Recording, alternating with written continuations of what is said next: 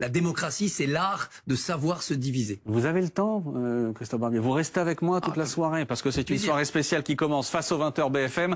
Tous les partis vont défiler ce soir. Vont-ils censurer François Bayrou après son discours de politique générale et ses annonces notamment sur les retraites? C'est la grande question donc de ce mardi soir.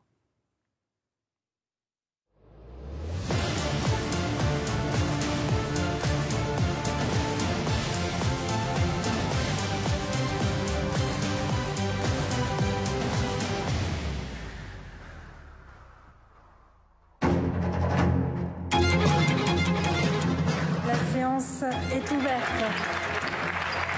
La première urgence, c'est de répondre à la question des retraites.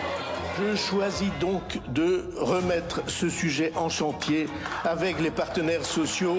Nous vous censurons, car une réforme qui a été passée en force ne s'amende pas, ne se suspend pas, ne se gèle pas, elle s'abroge. Je crains que vous n'ayez enterré votre gouvernement mort-né à force de le submerger de conférences, de comités, de gros machins, de pitubidules qui ne régleront rien. Il y a eu un peu de mélange dans mes pages. Nous étions atterrés par un discours indigent qui était flou. Nous demeurons dans l'opposition et nous refusons les combines et les combinaisons. Nous ne vous rejoignons pas. Nous avons pris nos responsabilités, à vous de prendre les vôtres. Émission spéciale sur BFM face aux 20h BFM. Regardez celles et ceux qui vont se succéder ce soir sur notre plateau, de Boris Vallaud que l'on vient de voir pour le Parti Socialiste, à Laurent Jacobelli pour le Rassemblement National, en passant par Manon Aubry pour la France Insoumise, François Rebsamen, ministre pour le gouvernement. Ils seront donc face aux 20h BFM, face à Christophe Barbier qui est resté, face à Amélie Rosic qui est resté également, notre spécialiste S, économie et consommation. Guillaume Daré nous rejoint. Bonsoir à nouveau. Bonsoir, Guillaume. Merci. Et Naïla Latrousse, la chef du service politique de BFM, sera avec nous dans une seconde. Christophe Barbier et tous les quatre d'ailleurs, avant d'accueillir notre premier invité, regardez, Naïla arrive, on va faire ça en direct. Je vais vous demander à tous les quatre simplement votre première impression en guise d'introduction sur ce discours de politique générale. Bonsoir Naïla Latrousse. Bonsoir Maxime. Voilà vos premières impressions ce soir, Naïla, après ce discours. Moi, alors vu de l'Assemblée où j'ai passé une bonne partie de l'après-midi, j'ai eu l'impression que François Bayrou, il appliquait la stratégie de l'édredon, enfin d'endormir un peu tout le monde, pas au sens littéral du terme, mais un peu au sens trivial. Je t'endors, genre je te mène en bateau, quoi. Tant et si bien qu'à la sortie, en fait, tout le monde est déçu, mais personne n'est fâché. Donc c'est un François Bayrou qui, par exemple, fait des blagues dans le début de son discours quand il dit mais qui sont ces 16% de Français qui ne parient pas sur la chute de mon gouvernement avant la fin de l'hiver. C'est il s'en mêle les feuilles, il fait tomber son verre d'eau sur son discours. Enfin c'est un peu tout ça. Et en fait, on aurait tort de se dire que ce côté un peu brouillon, c'est de l'impréparation. Non, c'est pas vrai. Pour moi, j'ai trouvé qu'il y avait un côté Scheherazade dans Les Mille et Une Nuits. Alors Scheherazade, enfin Les Mille et Une Nuits plutôt, c'est le conte persan où en fait il y a un sultan qui se fait la promesse de tuer le matin la compagne qu'il a pris la veille au soir. Sauf que Scheherazade, elle est maline, elle lui raconte une histoire et puis la suite c'est le lendemain et puis ça dure comme ça 1001 nuits. Et puis au final il la tue jamais. C'est ce que fait François Bayrou. Il dit on va ouvrir une réflexion et puis après en fait je vais faire une mission flash et puis il y aura un conclave et puis après on va discuter et puis après il y aura peut-être une loi. Il peut espérer que ça dure 1001 nuits et qu'il échappe à la censure. Dans le conte, ça fonctionne puisque Scheherazade échappe au sort du sultan. Je ne sais pas si c'est l'inspiration politique du Premier ministre, mais moi, ça m'a donné cette impression. Vous dites que ce soir, personne ne part fâché, ne sort fâché. On verra quand même ce que vont dire les socialistes. Pour l'instant, les socialistes disent on a besoin de plus pour ne pas aller à la censure. Et c'était quand même l'un des grands enjeux de la journée. On va en parler. Christophe Barbier. Non, pardon, Amélie. Amélie d'abord. C'est moi. Honneur aux femmes. Moi, ce que je retiens sur la question des retraites, c'est d'abord un peu ce que disait Néla sur la sémantique, un conclave. Un conclave de 3 mois avec les partenaires sociaux. C'est quoi un conclave? C'est quand les cardinaux se réunissent. D'ailleurs, ils restent enfermés jusqu'à ce qu'ils arrivent à élire le pape. Donc, est-ce qu'il va demander aux partenaires sociaux de rester enfermés? Ça, je ne sais pas. On verra. Et puis, mission flash de la Cour des comptes. C'est quoi une mission flash? Ça va durer quelques semaines. Voilà.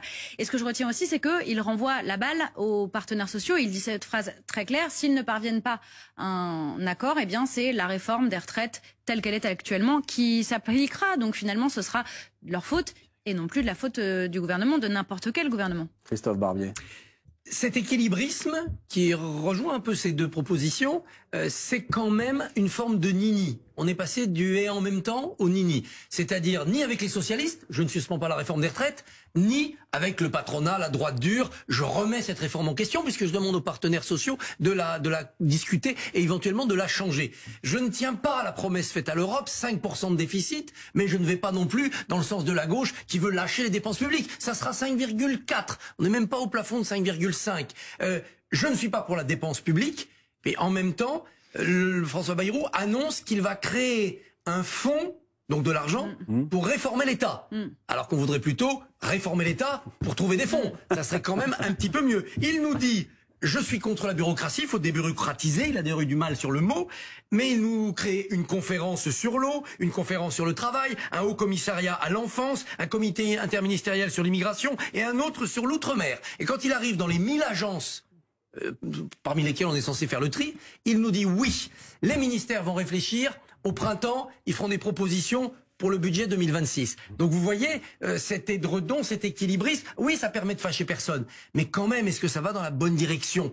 François Bayrou a été très chaleureux avec toute l'Assemblée. Il est d'accord pour que tous ces gens-là fassent quelque chose ensemble, pourvu que ce soit rien. Guillaume Darey. Eh bien moi justement, ça m'amène à me demander très clairement, Maxime, si à faire tout cela, eh bien, pas un risque d'avoir le même destin que Michel Barnier, parce qu'effectivement, une mission flash. Voilà, le risque quand même d'essayer de contenter chacun des groupes politiques, c'est qu'au final, ils les déçoivent absolument tous. On voit, à commencer ce soir par le PS, qui effectivement dit qu'en l'état, on va voir ce que va nous dire Boris Vallaud dans quelques secondes, mais qu'en l'état, il voterait une motion de censure contre ce gouvernement. Et on voit d'ailleurs, ça montre bien que le nouveau Front Populaire, ils ont beau s'insulter, ça n'est pas mort. C'est en train de se reconstituer ce soir. Risque aussi avec le Rassemblement national qui dit ce soir que le budget Bayrou, c'est le budget Barnier Empire. Alors ils voteront pas la motion de censure cette semaine, mais ils n'excluent pas du tout d'en voter une au moment du budget. Donc comment faire désormais pour éviter le même destin que Michel Barnier? Il reste peut-être l'homme Bayrou qui est décrit comme plus habile, plus rond que son prédécesseur pour éviter au même destin que Michel Barnier, qui n'était resté que 90 jours à Matignon. C'était le bail le plus bref de l'histoire de la 5e. Et pour l'instant, François Bayrou en est à 31, me semble-t-il. 31 jours pour l'instant. 2/3 du chemin à parcourir. Oui, oui, effectivement. Premier invité ce soir, vous le disiez Guillaume, sa parole est très attendue. Il va nous rejoindre en direct sur ce plateau. C'est Boris Vallaud, le député des Landes, président du groupe socialiste et apparenté à l'Assemblée nationale. Venez Boris Vallaud, rejoignez-nous. Merci d'être en direct avec nous ce soir. Je vous laisse évidemment le temps de vous installer. Vous êtes face aux 20h BFM ce soir. Bonsoir. Journée importante après ce discours de politique générale face à Naïla Latrousse, Christophe Barbier, Amélie Rosic et Guillaume Darey. La première question pour vous, Boris Vallaud, c'est Naïla Latrousse qui la pose. Bonsoir Boris Vallaud. Bonsoir. J'ai entendu beaucoup de déceptions dans les propos des socialistes après le discours de politique générale du Premier ministre. Et puis François Bayrou, il y a quelques minutes, a de nouveau pris la parole pour préciser les choses. Sur les retraites, ce sera bien une conférence sociale avec une loi s'il y a un accord à l'issue. Sur l'assurance maladie, les dépenses seront finalement plus importantes que prévu, où il y aura moins d'économies à faire, c'est selon. Sur le patrimoine des plus riches, il y aura bien une taxe. Sur les postes d'enseignants, il dit qu'il n'y aura pas de baisse de postes, avec toutes ces précisions apportées. Est-ce que vous vous dites, enfin, le compte y est?